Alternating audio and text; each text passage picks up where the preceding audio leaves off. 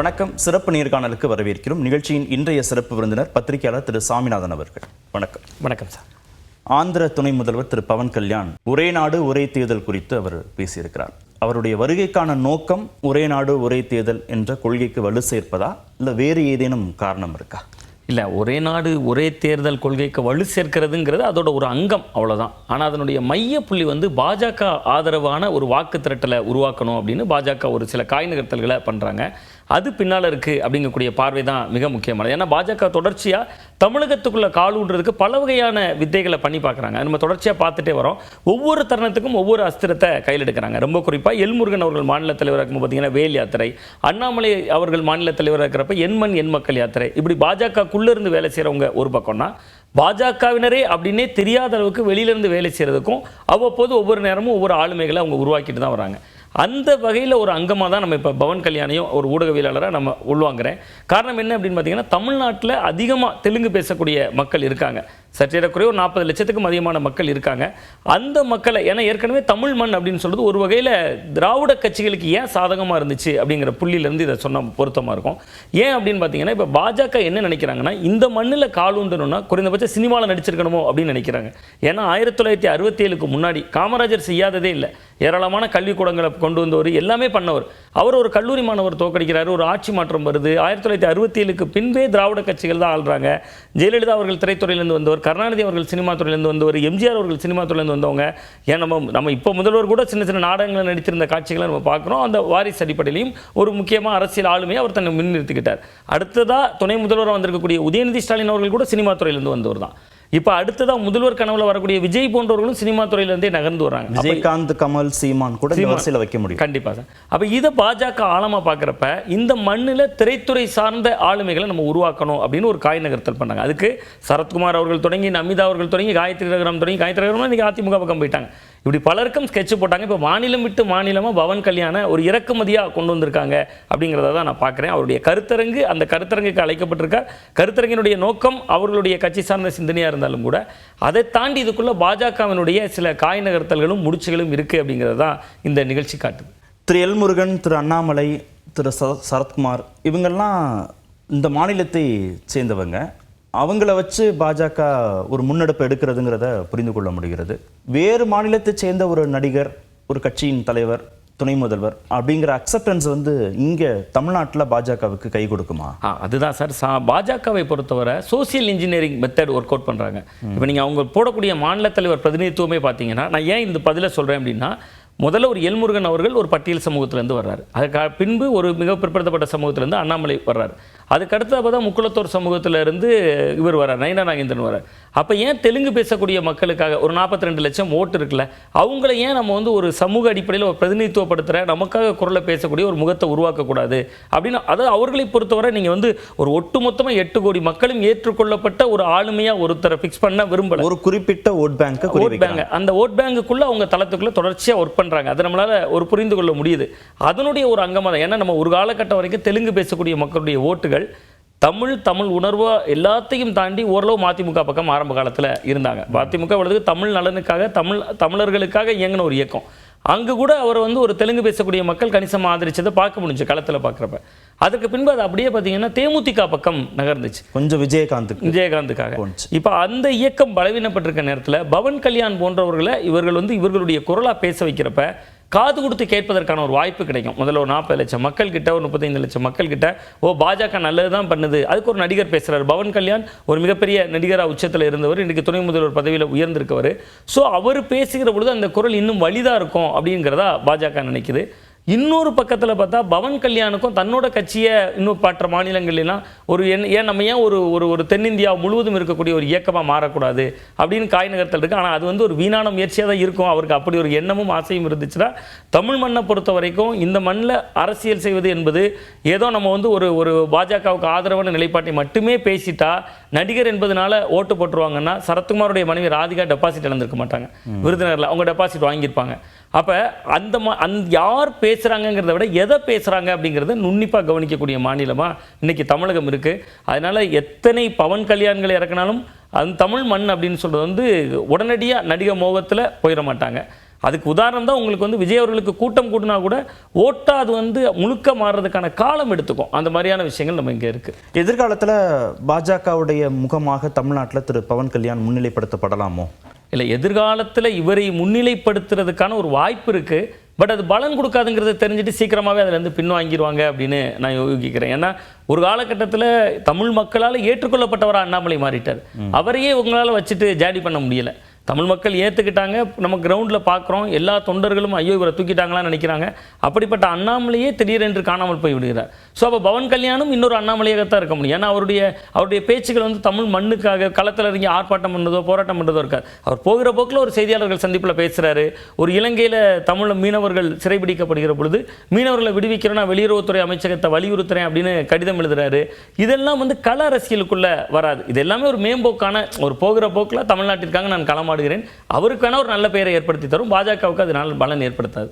திரு பவன் கல்யாணை எம்ஜிஆரோடு ஒப்பிட்டார் திரு நயினார் நாகேந்திரன். ஏற்கனவே விஜயகாந்தோடு ஒப்பிடப்பட்டார் எம்ஜிஆர், அப்புறம் விஜயோடு ஒப்பிடப்பட்டார் எம்ஜிஆர், இப்போ பவன் கல்யாணோடு ஒப்பிடப்படுகிறார். எம்ஜிஆர் ஓட் பேங்குங்கிறத தொடர்ந்து இந்த கட்சிகள் குறி வைக்கணும்னு நினைக்கிறாங்களா?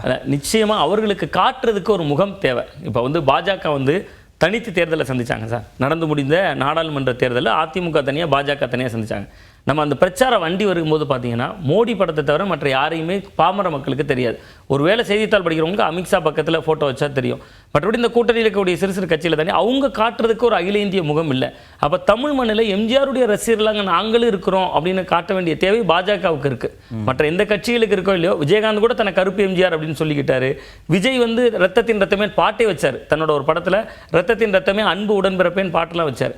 ஸோ அப்போ வந்து இன்றைக்கு இருக்க காலகட்டத்தில் நயினார் நாகேந்திரன் மட்டுமல்ல பாஜகவினருக்கு எம்ஜிஆர் தேவைப்படுகிறார். ஏன்னா அவர்களுக்கு தமிழ் மண்ணில் தமிழ் மக்கள்கிட்ட காட்டி ஓட்டு வாங்குறதுக்கு ஒரு முகம் தேவை. ஏன்னா எம்ஜிஆர் ஆட்சியை கொடுப்போம் கொண்டு வருவோம்னு திரு எல்முருகனும் பேசுவாங்க. ஆமாம், கூட்டணியில் இல்லாத போது கூட பேசக்கூடிய ஒரு காலகட்டம் இருந்துச்சு சார். அப்போ எம்ஜிஆர் அப்படின்னு சொல்றது வந்து இன்னைக்கு வந்து நம்ம இன்னைக்கு பார்க்குறோம், பள்ளி குழந்தைகளுக்கு இன்னைக்கு மதிய உணவு திட்டமாக இருக்கலாம், அந்த சத்துணவு திட்டம்னு அதை மாற்றின பல்வேறு விஷயங்களாக இருக்கலாம்.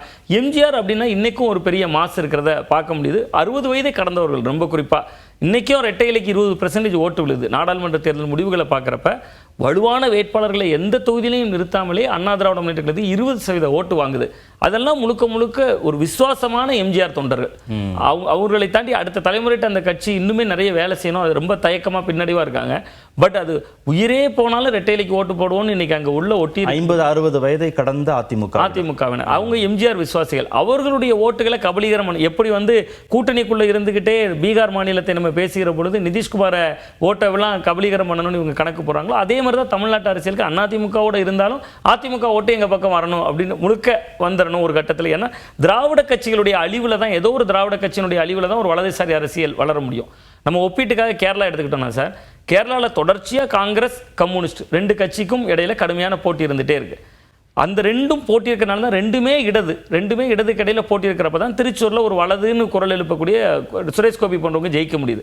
அப்போ தமிழ்நாட்டிலையும் ஏதோ ஒரு திராவிட கட்சியினுடைய அழிவில் தான் பாஜக வளர முடியும். ஸோ அவங்க எம்ஜிஆரை கபலீகரம் செய்து கொள்வதன் மூலமாக எம்ஜிஆருக்கு இருக்கக்கூடிய அந்த மாச அதிமுக தொண்டர்களை தங்கள் பக்கம் திருப்பணும் அப்படின்னு நினைக்கிறாங்க. கேரளாவில் கம்யூனிஸ்ட் வெர்சஸ் காங்கிரஸுங்கிறது ரொம்ப பலமாக இருக்குது. இரண்டுமே தேசிய கட்சிகள்.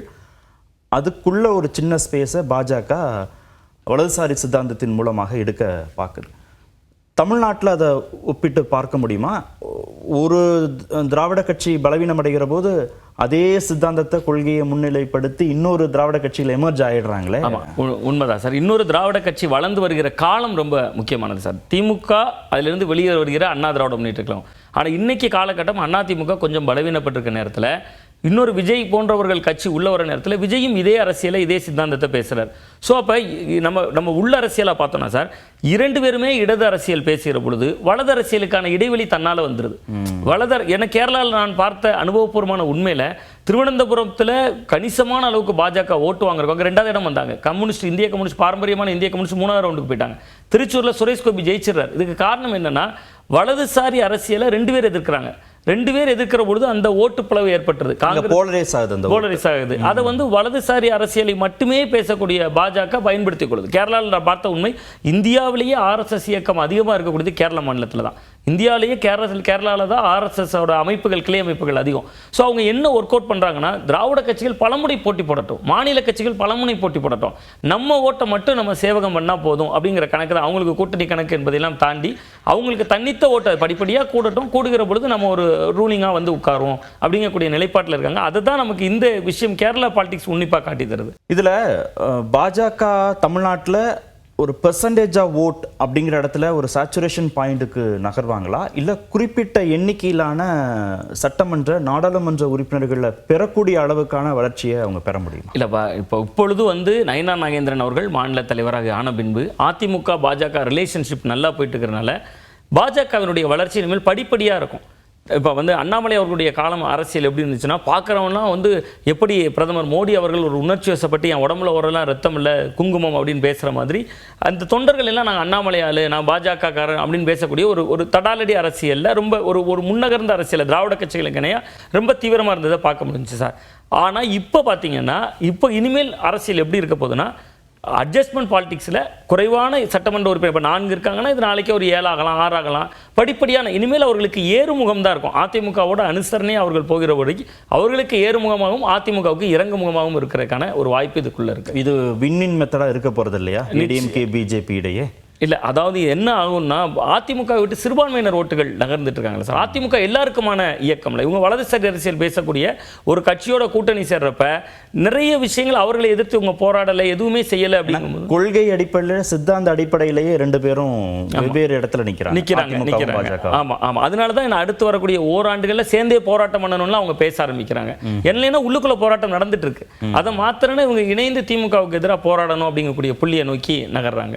இங்கே விஜய் வளர்வதற்கான கால அவகாசம் அதிகமாக தேவைப்படுற இடத்துல குறிப்பிட்ட இடைவெளிக்குள்ள பாஜக வளர்ந்துரும் நினைக்கிறீங்க? அதாவது விஜயனுடைய வளர்ச்சிக்கு ஒரு கால அளவுக்குள்ள பாஜக ஒரு வளர்ச்சியை எட்டும், அந்த வளர்ச்சி அத்தோட நின்றும்.